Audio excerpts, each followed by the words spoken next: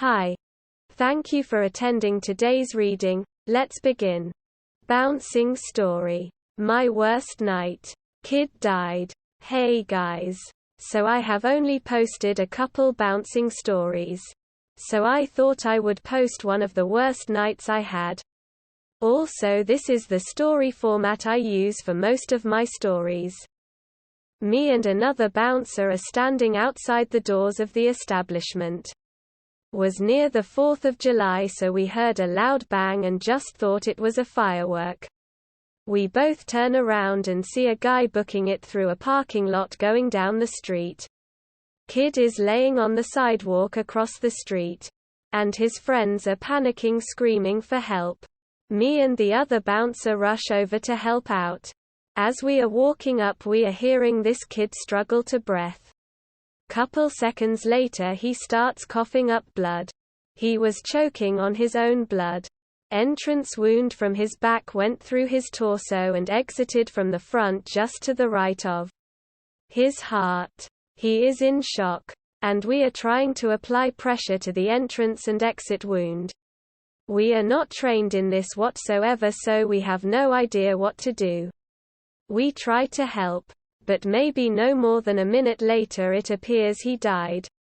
We let him go. And cops arrive, so we return back to the doors of the establishment. Already somewhat messed up from the experience, we watch the ambulance arrive.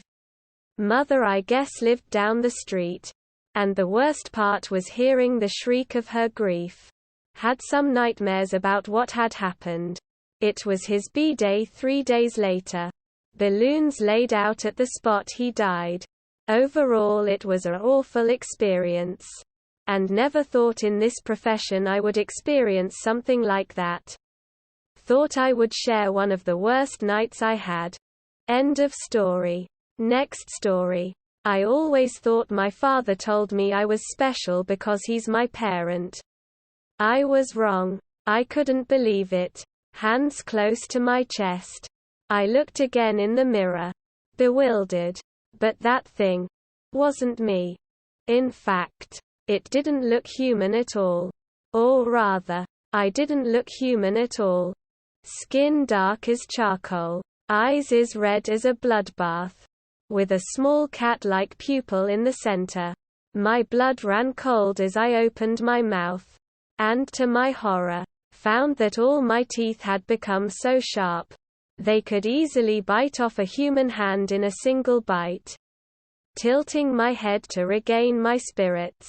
Taken aback by the strange sight. I caught a glimpse of my ears in the glass. Or whatever those long pointy things were. My hair, usually a light and pale blonde color, had gone stark white. And grown from arriving at my shoulders. To almost as long as my height. I, too, had also grown about 2 inches taller. My father, realizing my panic, put the mirror away in the cupboard and came back to me. The basement we were standing in was usually quite cold, as a result of all the experiments my dad did in there. But, oddly enough, I felt hot. Actually, no. I felt like I was on fire. Burning. I raised my left hand. And felt the urge to faint when I saw it. Inhaling a big breath of air. I looked back at it. It was as hard as steel. And was more of a claw than a hand. I gasped. Terrified. And turned to face my parent. The only word I could ask him was, "Why?" Quote. End of story. Next story. Just something I want to vent out. So whenever I was around 10 years old, I went on a cruise throughout Central America. And one of my stops was a beach hotspot in Mexico. When I went to the beach with my parents, after some fun playing around in the shoreline, my parents asked me to snorkel.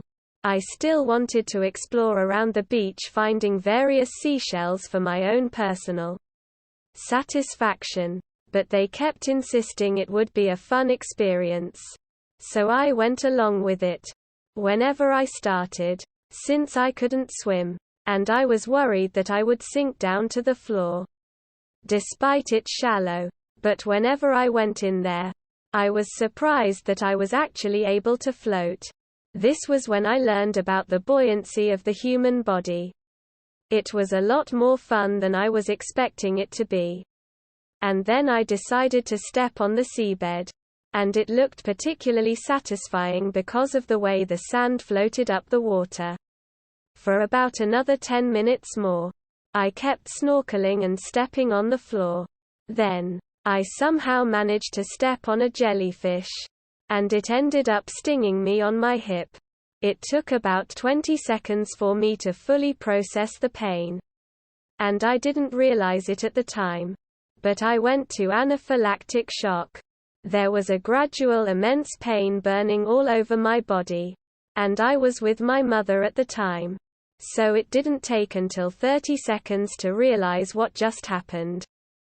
She was carrying me to shore, which took around close to 3 minutes to fully get to the shoreline. There was something particularly painful whenever I stared at the shoreline, as I was experiencing immense physical pain while taking the long trip there. After that, I was put on a folding stretcher and they stripped me down in order to isolate where the jellyfish stung me and the severity of it. I was then rushed to a shitty Mexico waiting room with nothing with a blanket on me. I was feeling embarrassed because not only was I wearing nothing but a blanket, but I constantly vomited into a bucket through the entire time. I don't know the conversation my mother and the others had with the office. But apparently it convinced him to leave the room and rush me to a medical facility on a cruise ship. At a point whenever I was being boarded, I ended passing out. I woke up in a hospital room in the ship where I was treated. The strangest thing I thought in the room wasn't the fact that a certain situation had led me there, but it was whenever I saw an IV stuck in my wrist. I didn't feel any pain at all. My mother explained that was the result of painkillers they put me on. Later, I saw the large scar that the jellyfish left me, which stretched out on my right hip for about 1.5 feet, which they said would never heal.